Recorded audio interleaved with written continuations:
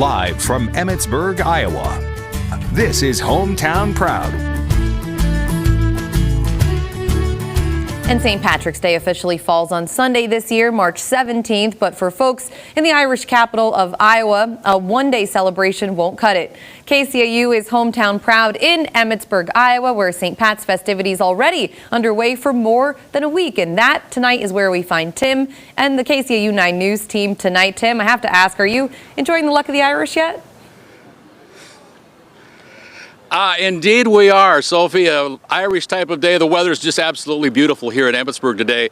And for the next 48 hours, the folks here will be painting this town green, not just because of the green beer as well. More than a month in the months in planning, I should say. The activities got started, as you just mentioned, about a week ago with the crowning of the Queen, Miss Shamrock, and you'll get a chance to meet her coming up tonight at 6 o'clock. But in the meantime, the Irish eyes indeed are smiling here in Emmitsburg, and not just because of that beverage. The community of about 3,600 works year-round preparing for the annual celebration. If the weather cooperates, Emmitsburg will have a big crowd tomorrow. The population probably will double. Folks coming in from near and far as delegates come from across Iowa, the Midwest, as well as the Irish Parliament, and you'll get to meet one of them coming up in just a bit. And in a part of that Irish delegation, of course, Robert Emmett here in Emmitsburg, the statue in the courthouse square named after the city's founder.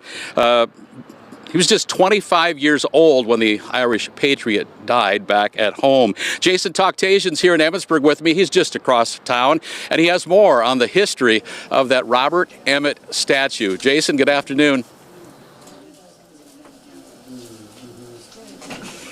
Good afternoon, Tim. The Robert Emmett statue located on Main and Broadway was brought here in Iowa in 1917 by the Ancient Order of Hibernians.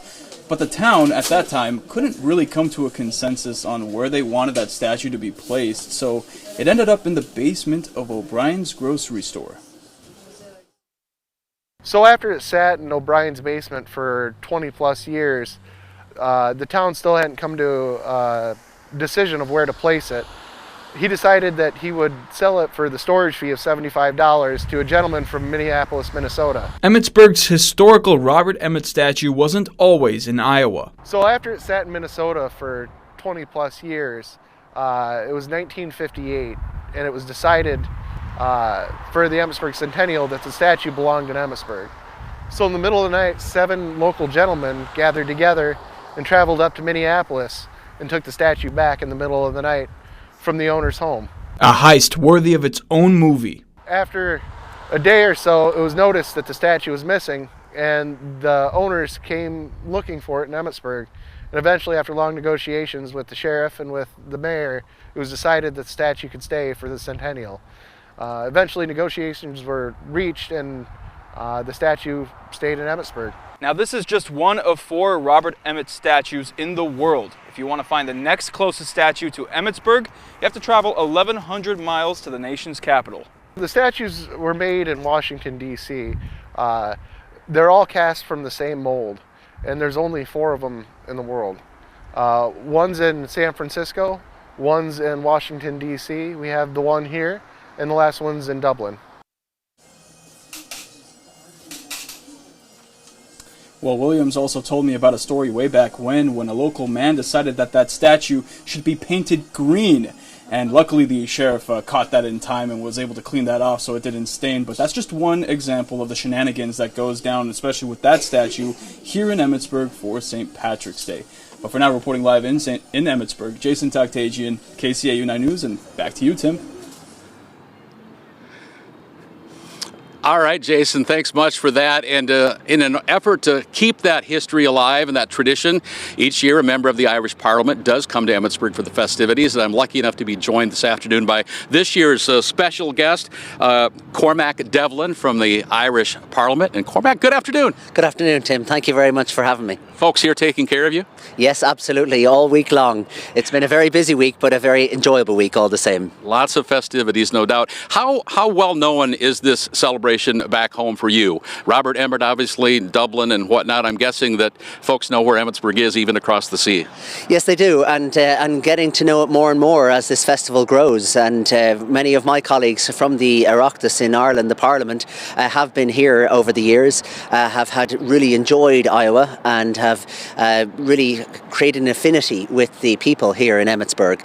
And it's hard not to, because everybody is so friendly and outgoing, and I can see the Irish connection every day with so many people I meet. I'm just curious, how are these United States seen back home in your country these days? Oh, very positively. The relationship between Ireland and the United States has never been stronger. There's many challenges, of course, across the globe, as we know, particularly around Ukraine and the Middle East. But outside of that, I mean, still, the Irish and American bond is still as strong as ever, and may it continue like that. And we work bilaterally on many issues, and that will continue. But on the fun side of it, which is events like this, to celebrate Irish heritage, of which there are many millions of Americans who identify as Irish and Irish lineage. This is a great excuse, even for the non-Irish, to be Irish for the week or the day, and I think that's very special, and it certainly makes us very proud to have that connection. One more quick question. Do you have your parade wave ready? Because you'll be front and center tomorrow. I'm going to have time to work on that, I think, but we're looking forward to it. And of course, this in Emmitsburg, it's a week-long parade. It's great fun. We really are glad you're with us for this big celebration. Enjoy the rest of your time. Thank you, Tim. Happy St. Patrick's Day to you and your viewers. You as well. Thank you, Cormac. Well, if you've ever known an Irishman, you know that they're generally full of blarney, and I mean by that plenty of nonsense. And there's plenty of that right here in Emmitsburg as well, that is for sure. So much so that folks can buy a can of that blarney at the Irish gift shop, but buyer beware. The cans have been a part of the celebration since nearly the very beginning in the mid-1960s. The wife of one of the celebration's founders is credited with starting that tradition right at her dining room table. My mom, actually, she called up to one of the bars and got a hold of my dad, and she says, you need to can that blarney and get home and eat. And so they started canning blarney. There's a little bit of it in all of us, yeah. It seeps out a little more around March 17th, but all year long you can have your fill of it, I guess. Perfect. Now, Tim's dad, John McCain, is among the group of men posing in this picture taken in 1961. The group was responsible for starting the parade that hits Main Street coming up tomorrow afternoon. Stephanie Meehan is responsible for making sure the gift shop is stocked with blarney and many other gifts. Stephanie, thanks for being with us today. Thanks for having me. Your shop is packed over there, and I've been watching this afternoon a steady flow of folks already in town. Yes, the store's been busy all week. Tell me a little bit, we joked earlier. Blarney, it's just part of the celebration, isn't it? It is. We've been selling a lot of cans of blarney today. And let's talk a little bit about the coins. Give folks an idea. This is a big deal for a lot of years, has been the commemorative coin here made. Yeah, we do a different coin every year, so we are actually almost sold out of them for this year, so there's a few left if anybody wants to get theirs before they're all gone.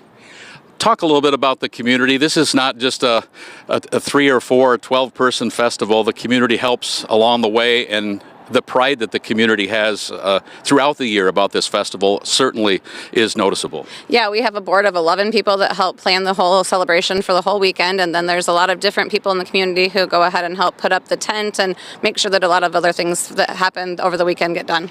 And the weather looks like it might cooperate. We were chatting earlier today. Last year it was like we were in Siberia. Yes, last year was very cold, but I think the weather's going to hold off and be nice tomorrow. It might be a little windy, but we can handle the wind. Have a great weekend. I know this is the fun part for you. All the hard work is done. You can sit back and enjoy a little bit, right? Yeah, well, we plan on enjoying. All right. Have a great weekend. Thank you. Stephanie Meehan is the president of the St. Pat's Association here in Emmitsburg. And let me just tell you, she's been working very hard the last couple of weeks as we've been up here 2 or 3 times, and she's on the run each time we're in town.